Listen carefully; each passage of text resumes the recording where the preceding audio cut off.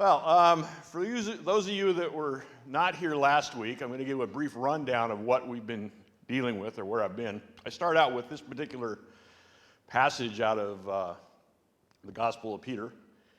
And it says, "But grow in grace and in the knowledge of our Lord and Savior, Jesus Christ, to him be glory both now and forevermore." The thing that I've been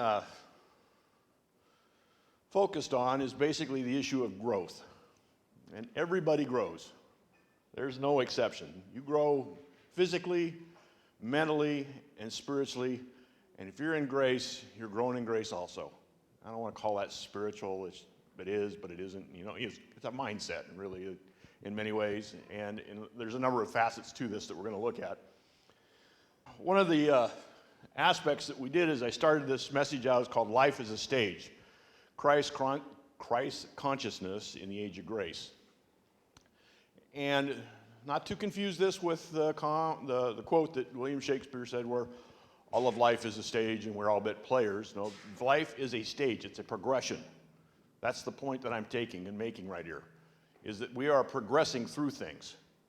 And so we're going to take a look at how Christ consciousness affects us throughout the various levels or stages of life that we go through.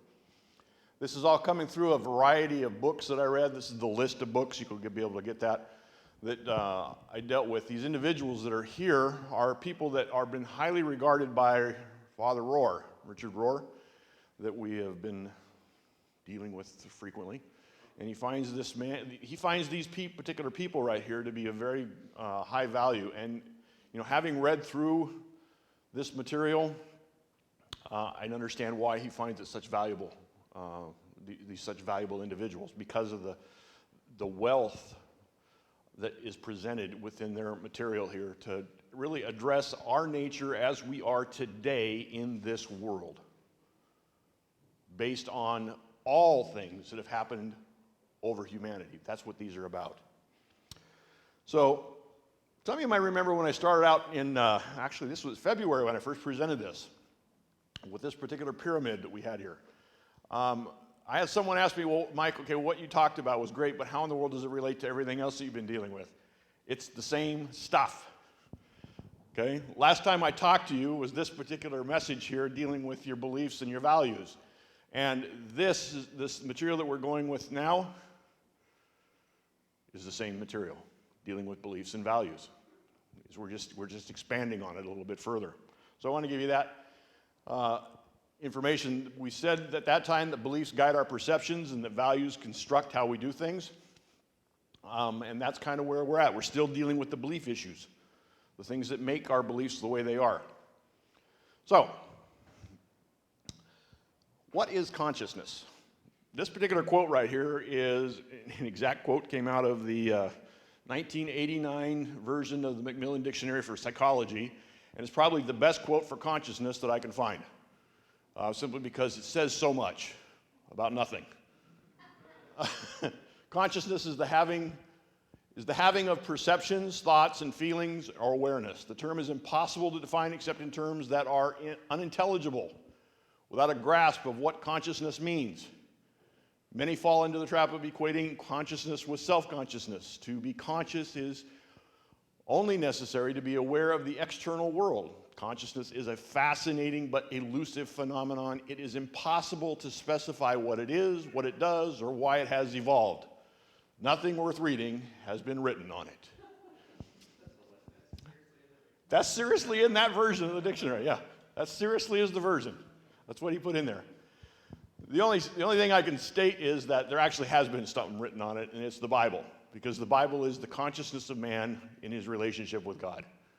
And that's what this is all about, trying to figure that journey that we're on. But I thought that was kind of interesting that a psychology person would actually write a definition like that. So much for science. All right, now, I spoke last week about this concept that Ken Wilber has called the Great Nest of Being, and actually next week we'll go through this a little bit further. But I wanted to bring this back out again. Everything starts in the spirit. And from that point in the spirit, we then go into various levels or consciousnesses, starting with matter. And you'll notice that up there, they got underneath each particular item, there is the science associated with that. that is included. So we start with matter, which is part of physics. We then move into life, which is biology. We deal with the mind, which is psychology. The soul, which deals with the issues of theology. And then spirit, which is the realm of mysticism. And everything starts with spirit and ends with spirit in this development. Next week I'll show you how this thing actually works in a different direction. It makes it a little bit more understandable to how all the great traditions viewed life. But what is the purpose of religion?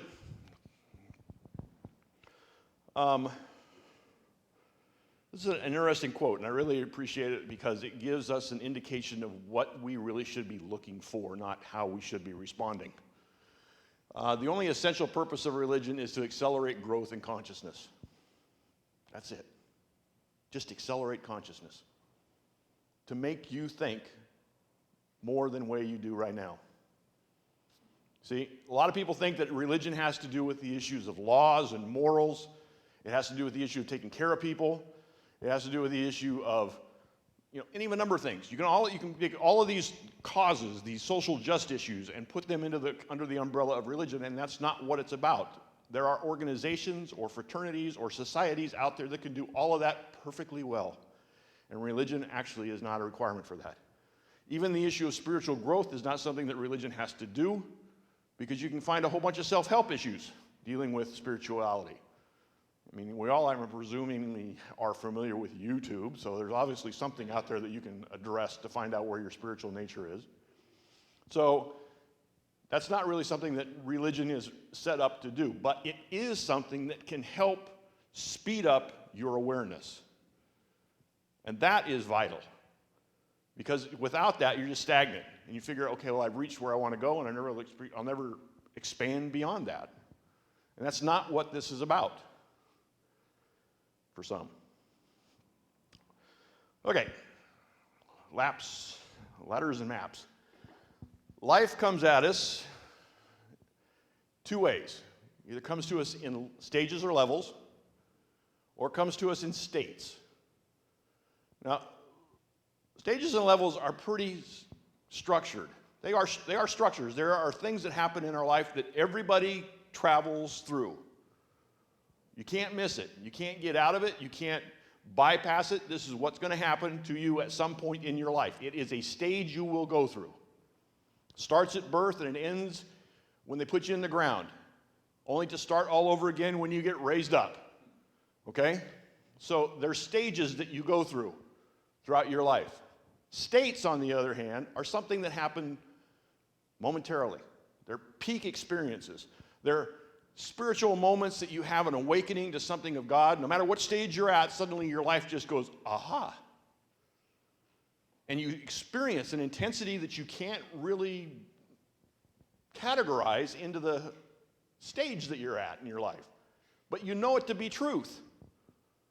And so we're constantly in this dynamic of dealing with states going on all around us, if we're paying attention to them, in a particular stage. And the trouble that we have most frequently is that when we experience a state, we're experiencing it and interpreting it at whatever stage we're at. So we may have this really high, intense, peak experience in God, but we're at the very bottom stage of life. And we don't really know what it means. But we carry it throughout the rest of our life, that we've had this experience. And as we go through the various stages, we recall these states that we've had, and suddenly now they get a whole new interpretation because we're at a different point in our life. So these are things that we're going to constantly be affected by as we're going through the passage of our existence. So let's start out with the very basic development of our consciousness.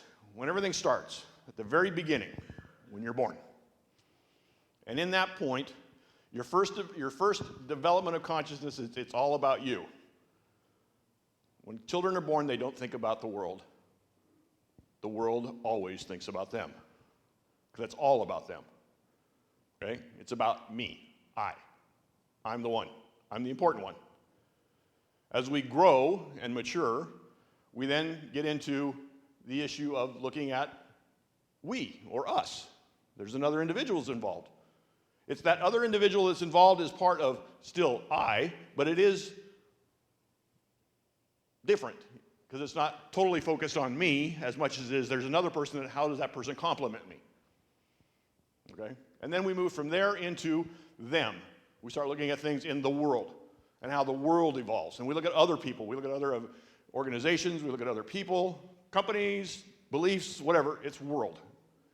You go from egocentric to ethnocentric to world-centric. That's how this operates. This is how your consciousness develops. When you're in any new event in your life, whatever it may be, you'll go through these 3 stages. You'll think first off how this event affects you, suddenly then how does it affect those around me, and then how does it affect me at a larger scale. We move through these over and over and over again. That's how our consciousness works. Now remember, this is about Christ consciousness, but I got to get you through these 3 first before I get you into the Christ part of it. A lot of people think that IQ measures your consciousness. It doesn't. Because that's only one view of how smart you think you are. Okay? But there are many different types of intelligences or different lines of development that we all experience. We go through a number of these various things. Okay? Some of us are more gifted in the aesthetics of life, like my wife. She can't stand the way I dress, the way the house looks when it's not perfect, all those aesthetic things. Okay? I have 0 intelligence in that area because mine is in another field. But others of you are very aware of the people around you. You have this kinesthetic feel for people, for their motions, the things that are going on in their lives. You can sense that. You have a high intelligence level in being able to relate to them. Okay? Now, each one of our lines, each one of these intelligences, as they're up there, they all progress and mature through various stages. Each one of the stages that we'll be looking at, these are going through at the same time. They, unfortunately, are not going through simultaneously. Because you see, our physical, our societal, our emotional, and spiritual development does not run concurrently. It doesn't happen all at the same moment. There are, believe it or not, 60-year-old people in this earth that still act like babies. Okay? And there are 12-year-olds that act like 75-year-olds in knowledge. They've gone through it. Okay, so there's this range that we have to deal with, that we're going on, and nothing's happening at once. And the thing that I want to stress with each and every one of you is that spirituality, by and large, is nothing that grows without your involvement. Okay? You may get put into a category or a group, and you may go to a certain spot and stall at a stage simply because you just tagged along, but you weren't involved. And spirituality is something that we all have to do on our own, but you must grow it the same way all the other things happen in your life. So, these are some of the levels of development that I started on last week. And these levels that are described here are generic levels. They're built off of about 70 to 75 different models from the science of human development, which has only been around for about 150, 200 years. That's about how long this has been going on. But these models that each one of these people have addressed, they've noted these stages occur in everything that we deal with. And so you start within these stages working along at the very bottom, which would be archaic, and from there you move up into magic, then you move up into mythical, and then you move into rational, vision, logic, integral, and super-integral. These are the stages. These are the levels. This is the progression that we go through. Every person goes through it. You can't miss one. You can't skip over one to go to another. You will go through each of these. The duration of the time you stay in one is entirely up to you. Sometimes life events move you from one to the next. Okay? Sometimes you park. I don't want to go any further. Okay? And there's not a problem with that. Now, what I want you to note here is the circles I used up there to define the consciousness, our development of consciousness, are color-coded to also the levels where we start. So you can see that archaic is also the place where we begin the egocentric notion. Ethnocentric, that person, you and someone else, comes into play when you jump into the mythic level. At that level is when you begin in your progression of life to start involving other individuals and how you experience things, how you see stuff, is at that point. World-centric appears way at the top, at vision logic. That's where the third person comes in. That's where you start looking at them. Not them versus us, but them, everybody. Okay? So, here was the question I established. Is grace a stage or a stage or a state?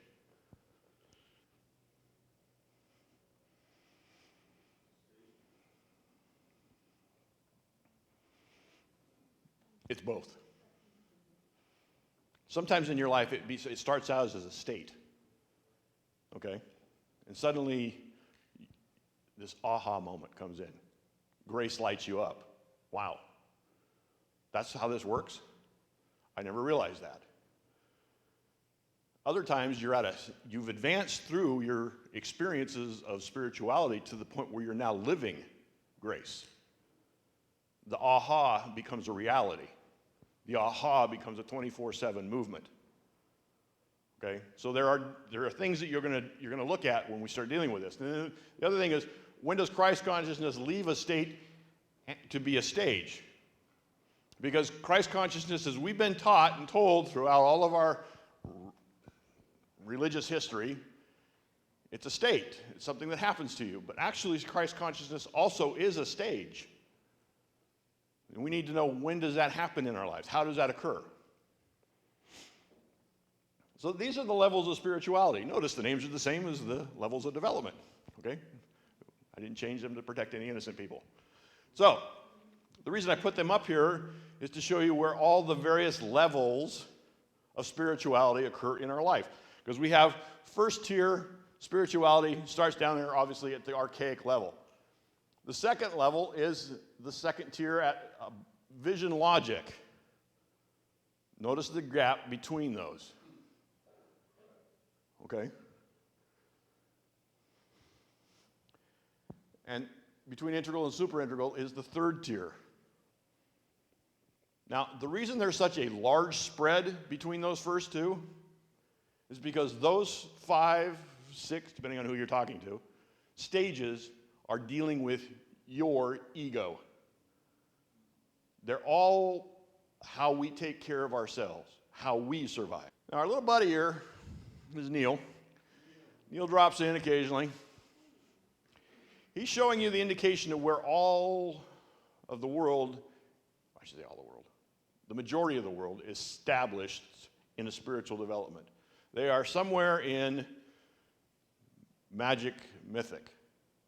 They may have a splattering up in rational, but they're down in those areas. That's where the majority of 70% of the world is in that area right there. Okay? That's the people that you're interacting with on a day-to-day basis. So the thing to understand is, okay, what do these levels represent? How do they work? What's the issues of it that go with it? And last week I started this out by saying, okay, here's the archaic altitude that we got. And notice I used the word altitude, not level, simply because of the fact you move to various levels in here. You move to various heights depending upon where you're going to be. And so I just kind of throwing out names, use as much of that thesaurus research that I've got. Archaic is the foundation. It's the most basic. It's the fundamental place we all begin. It is best represented as a newborn child. It's all about me. This is where your ethnocentricity is at. You all took that so easily. I used the wrong word, and you just thought, okay. It's not ethnocentricity, it's your egocentricity. Okay? Your ego is at birth. You don't develop the attachment to another for a little bit more time. Now, pathways to positive growth. I'm going to bring this up because each one of these 4 representations here actually are fluid enough to go into every other level that you're at. Okay, all growth in consciousness is a process of inner realization. All inner realizations are the result of a personal experience meditated upon in some fashion. All growth in consciousness is a death to self-centeredness and rebirth to less self-centeredness. As a person's consciousness ascends, their consciousness becomes less attached, stuck, or defined by physical matter. That happens every time you're transitioning from one stage to the next. Those are common. Magic attitude.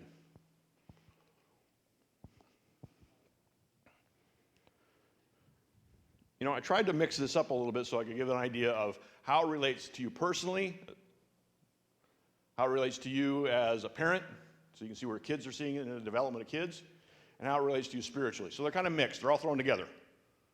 All right? So you get some idea of how this all works. But this particular level, the magic level, it's a fantasy world. You know, little kids live in a fantasy world. And it's fun to watch them develop through their life, through that time frame. You know, they see certain things. They see things in certain ways. They have, you know, certain rocks have properties.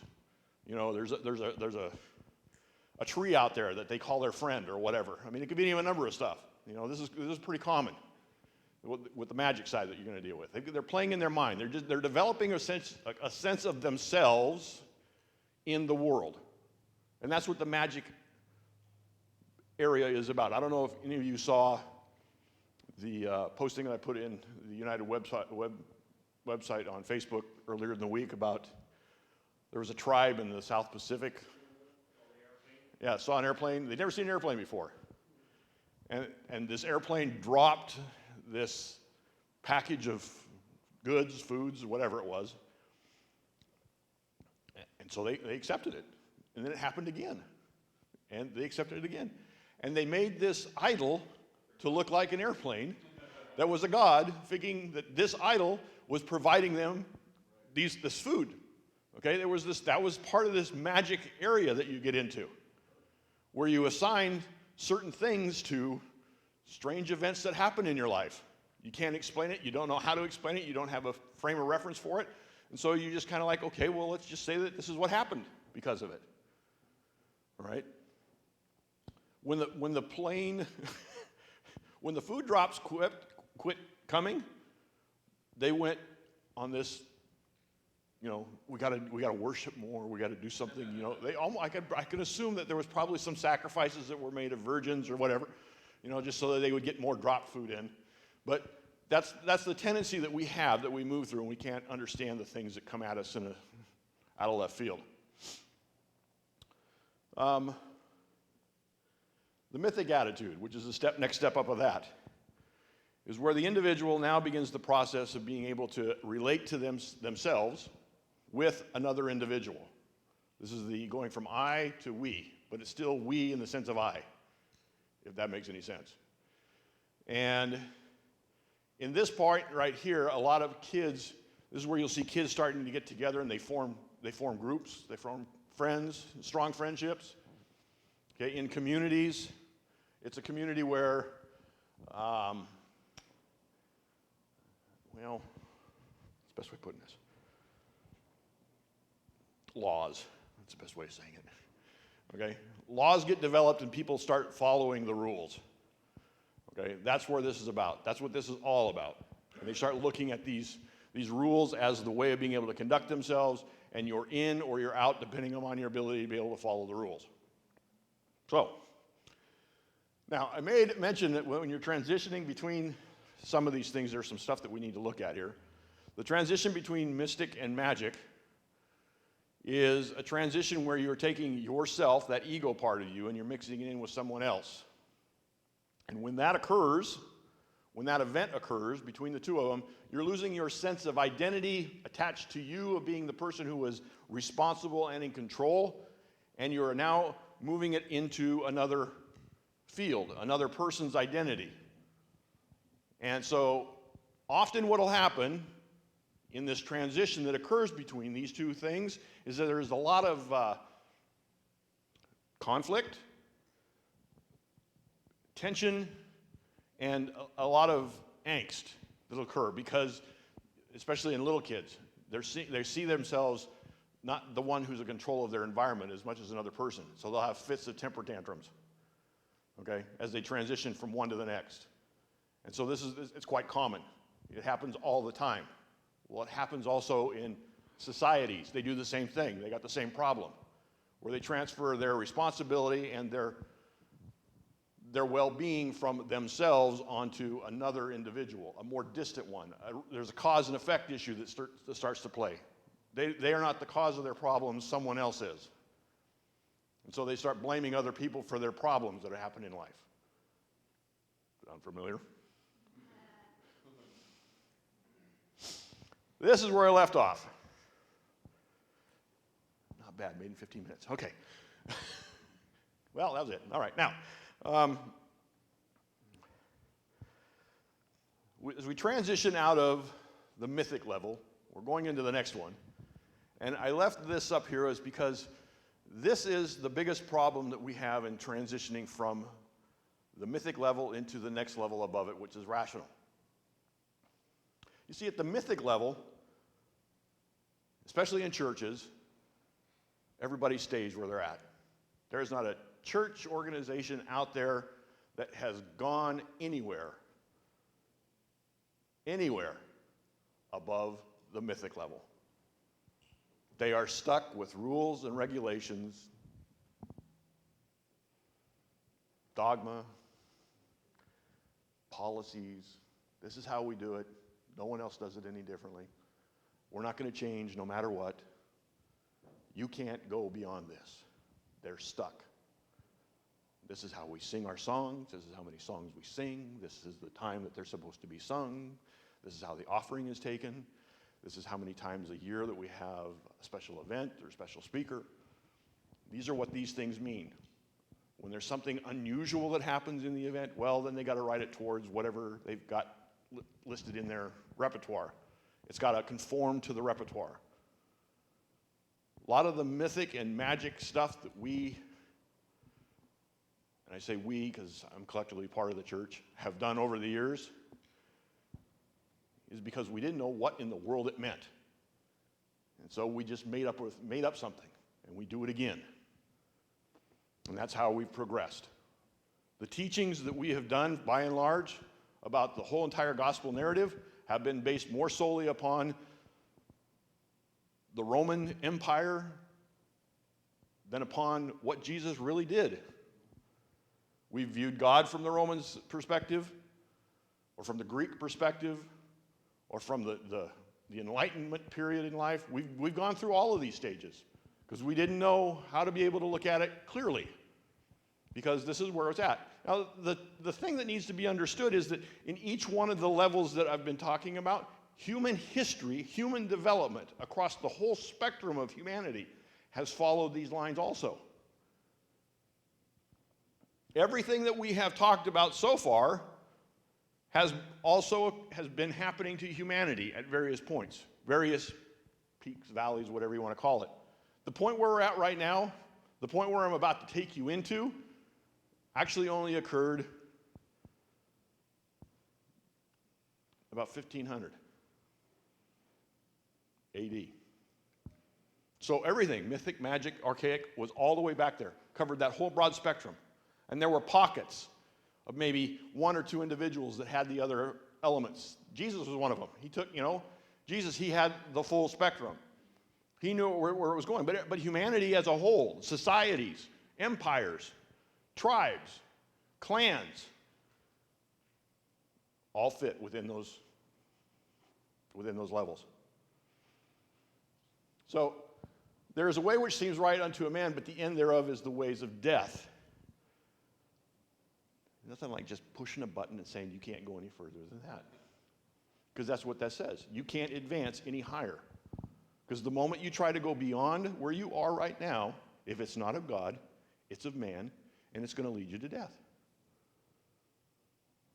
And that's what the church, that's what religion, who's intended to keep our spiritual awareness advancing, has done to stunt our growth. They said, you can't move. It's a control issue. I want you to stop and not go any further. But there is more. Because you see, these are the levels here that we're talking about. One level, two level, and a second level. This right here, this level right here where I'm standing, is where the church is at. They haven't moved any farther. There's a lot of countries out there that have not gone any farther than this also. They want complete control. Dictatorships are brilliant in this area because they don't want their people to have the freedom to be able to think. They want to be able to tell them exactly how they're supposed to think the entire time, how they're supposed to act. And that's kind of what the church does at this spot right here. So you employ all means that you can to keep people at this level. You show them that they're satisfied at this level, and they will stay here. They will reside their entire lives here because they feel that they've come of age. Now, whenever you're going up or changing into a stage, there's a three-step process that you move into going from one level to the next. Okay, the first point of this is to identify where you're presently at. This is my location. This is where I'm going. The second then is to differentiate. In other words, to see what's above you. To see that there is a place above where you're presently located. After you've done that, you then integrate, which means that you include where you're at so that you can then go into the next level. Now that's an important aspect in this because, you see, if you don't do that, if you fail to do any one of those three, these are the things that will happen.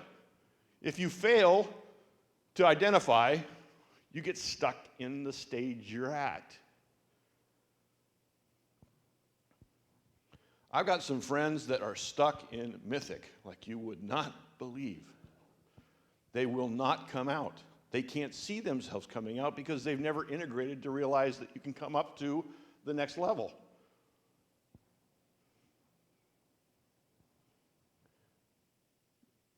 They're fixated on it to the point that you can't talk to them without them communicating in that fashion. If you don't differentiate, you can't define what the boundaries are. You don't know where your terrain's at. You don't have an ability to be able to say, okay, this is what I'm going to do. You keep bringing something else from the old up into where you're at right now as you're moving along. And it's a constant problem, especially in your interactions with other individuals who have already learned how to be able to differentiate things, who know what boundaries look like. If you can't integrate, this is probably the most important part, you alienate. Okay? You disassociate or you regress. Now, this might not be anything that you actually would think would happen to you.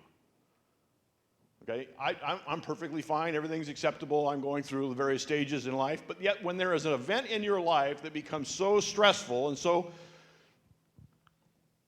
ominous that you have to resort to where you're at, you will resort to what you did not do.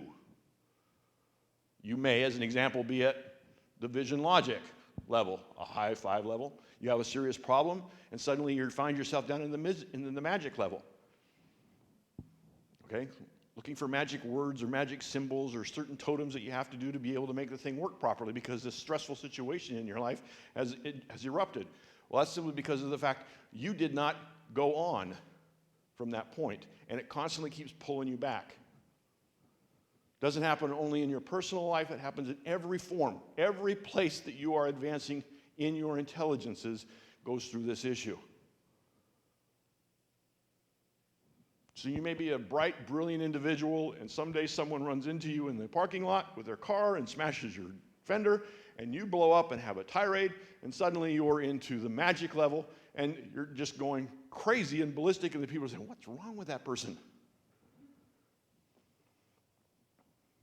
That's how it works.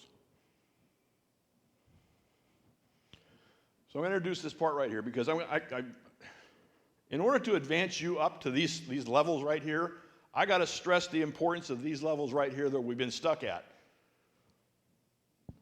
And spiral dynamics is a process that is one of these developmental processes. It helped lead the way of being able to describe these various terrains. The thing that's important about this particular concept is that he deals with the values of people, how you value things, how you place value on things. He too has various levels that he looks at them. They too are colored.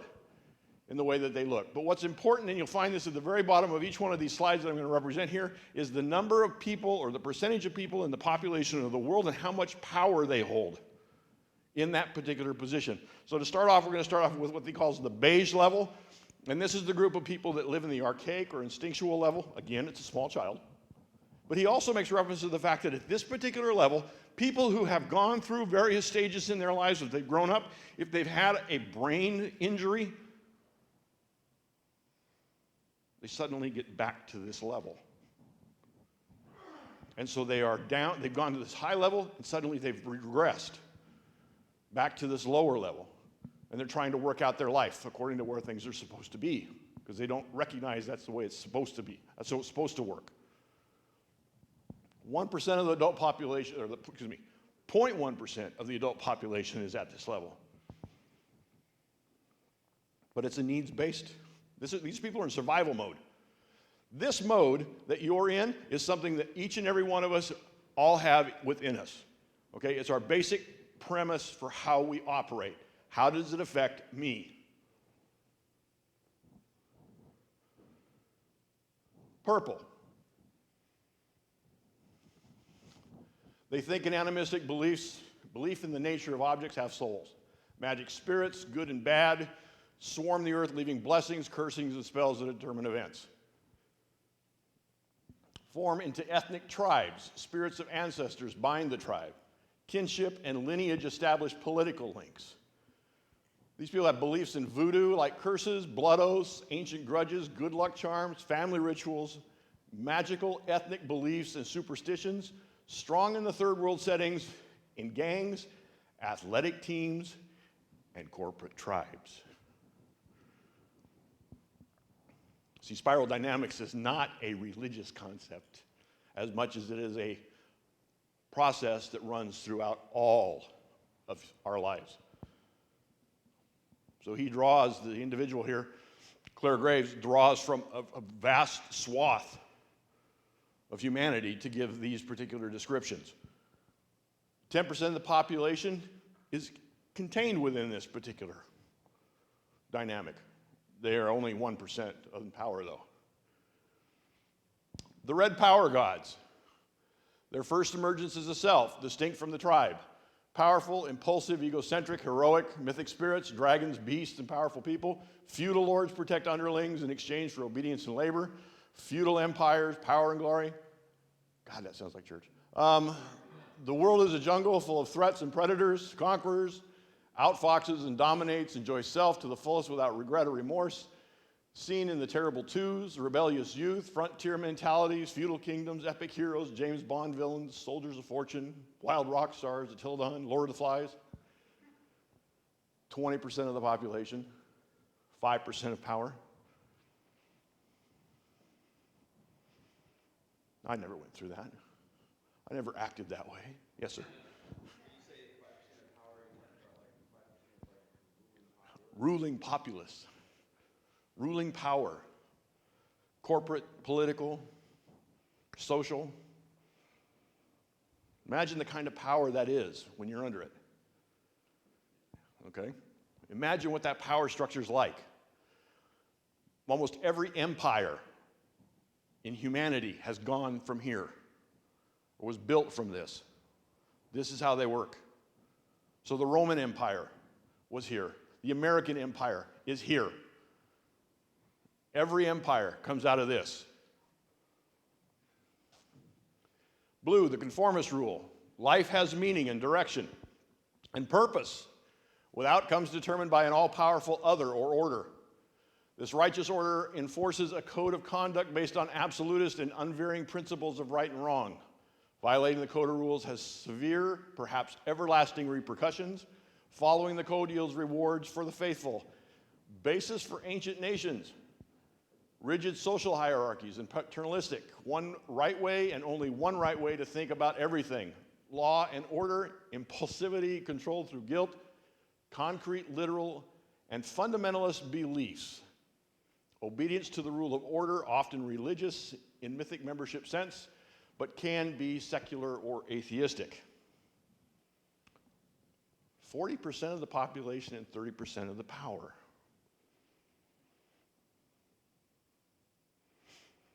At this point, it might be nice to know that we're only at 65% of the population. Total. 65% of the population total. But yet we have about 40% of the power.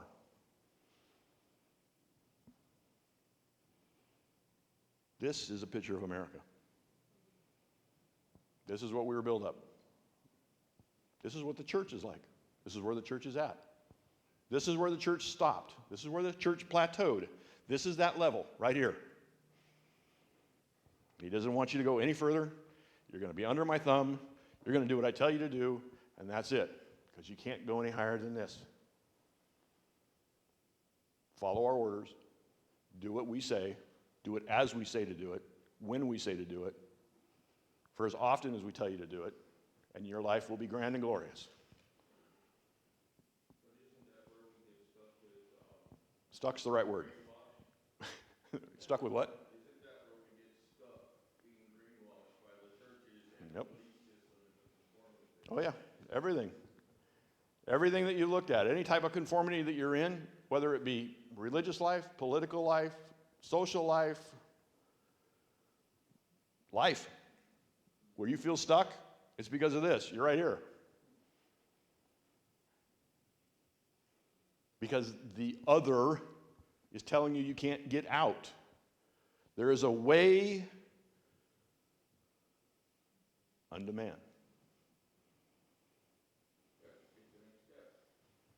There is a way unto man. And that's the important aspect to this. Because this is where you go.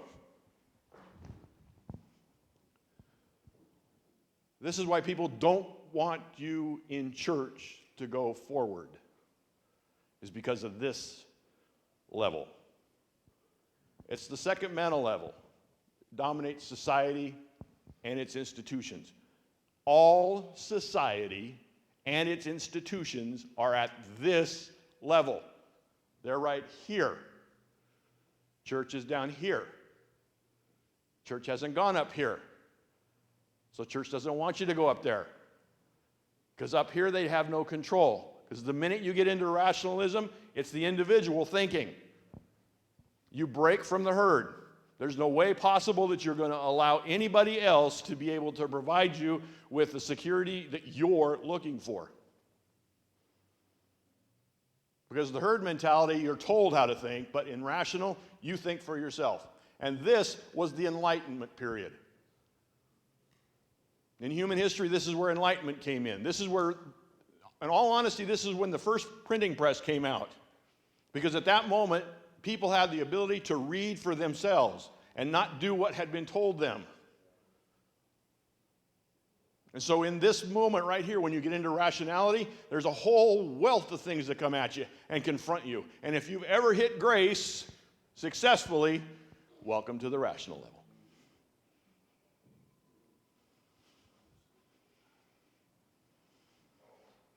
If you've had kids that have grown up out of they're starting their early teens, this is a time where they start questioning everything. Well, that's what rationality does.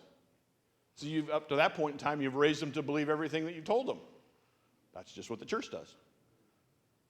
And now they've reached this point where they can start thinking on their own. And they're not only thinking on their own, they're with groups of individuals thinking on their own. And because they're thinking on their own as a group, you have a whole heck of a lot problem trying to control their thoughts. Discussions at the dinner table become explosions. If there's even a discussion. Or dinner. Right? These are the things that you'll get into. One of the things to look at within this level is people think in cliches. Now, you may notice that when you're in this, one of the things that you'll look at back at the lower levels, those magic mythical people down in there, they seem to think, they view life in cliches. And so you start mocking their cliches. as you're going through this. Everything is a result of some demonic or angelic presence being in the room.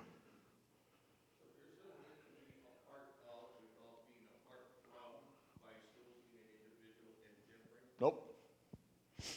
You are all going through one of these. And the dilemma that we have is that we don't know where everybody's at so that we can rally around you when we're in the same thing. So it's general, but it's specific. Okay, it's broad, but it's unique. And these are the things that we have to address as we're going through our own development, understanding to be able to see the traits, the characteristics, the things that are happening. Now, the spiral dynamic people, they call it orange scientific achievement. This is their area.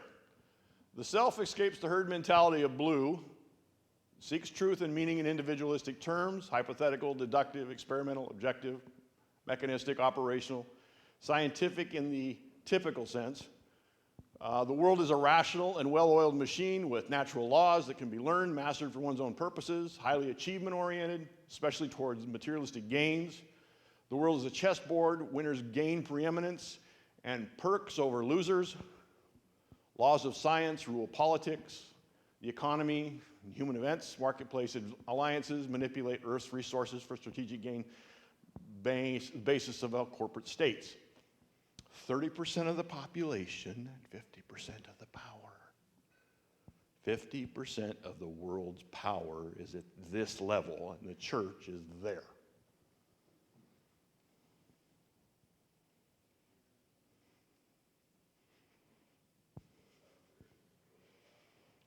The church wants to be a world changer,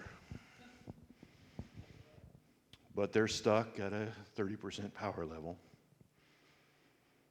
kowtowing to a bunch of people that are at a 50% power level, directly above them, because they view that what's going on above them is an act of man, not an act of God. Hey, Chris?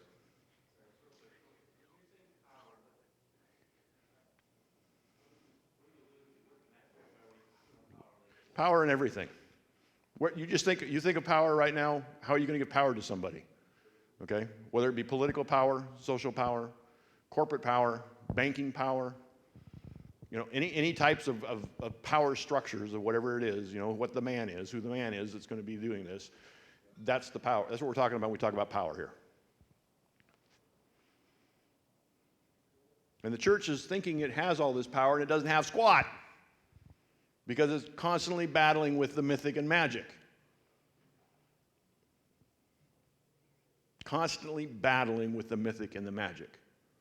Because they don't want people going here. Because when they move out and they move into this, life becomes hell for a person in this. Simply because you're on your own, you're questioning everything that you've learned in the levels before you, and you're left to try to figure out what's right. What is right and wrong? Because in the blue level, you knew what right and wrong was. When you're in rational, you are deconstructing everything. You are trying to determine at that point what is right, what is wrong as it applies to me, as it applies to life. And a lot of people don't want to go through that. That's why they stick here at the blue level. That's why they stick at mythic magic. Because to go to rational, I have to change my whole entire corpus of how I look at things. And I can't do that. I cannot afford that. It costs too much for me to move that way. But when you do, you got a whole bunch of other levels going up.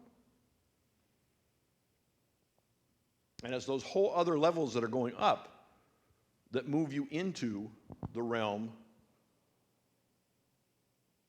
of second tier spirituality. Because you see, this is still at first tier.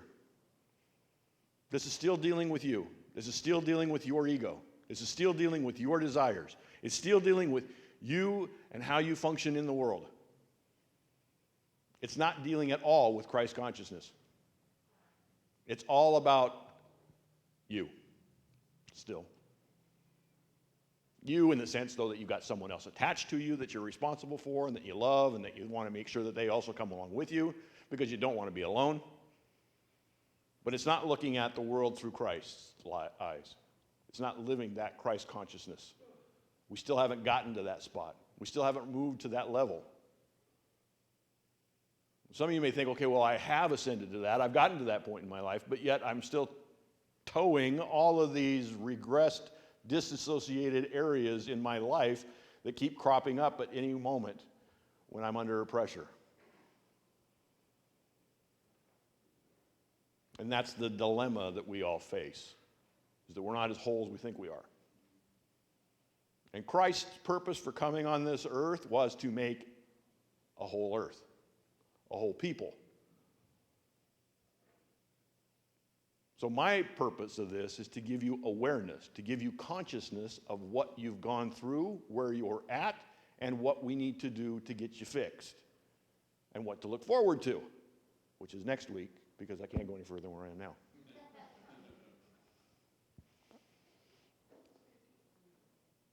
That's it. Have a good day. Lord,